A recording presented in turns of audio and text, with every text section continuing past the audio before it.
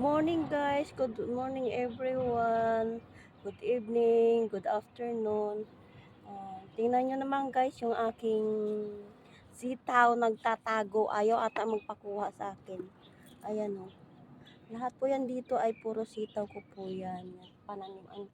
Ang tataba po. Ito po yung sa likuran ko ay gabi. Tsaka bell pepper. Green bell pepper. Tingnan nyo guys, ang haba ng mga similya ng aking sitaw.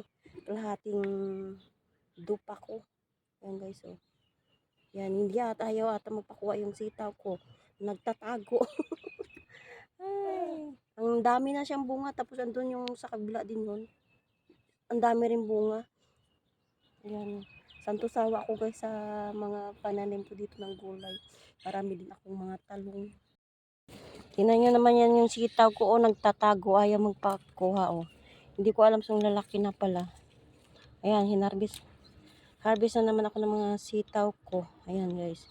Kala mo walang, ang liliit. Kala ko maliliit pa yung mga bunga niya. Yung pala nagtatago na hindi ko napapansin. Ayan na guys, yung na-harvest ko, oh. Pwede na ako mag-adobo, magpakbet kasi may mga okra din ako, may mga talong. Ayan. Ayan guys, oh. Ayan. Nagtatago sila. Chili. Look. My long beans is so much. My long beans. Ang lalaki ng gabi. Taro.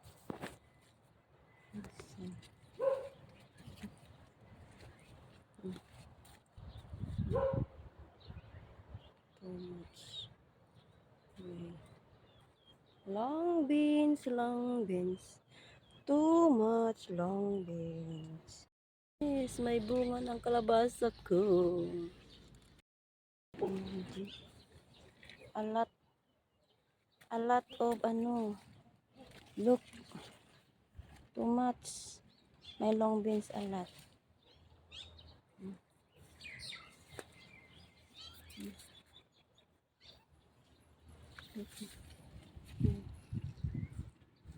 Too much.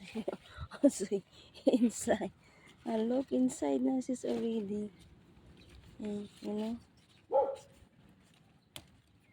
A lot of vegetable. Look, my long beans is too much. Look,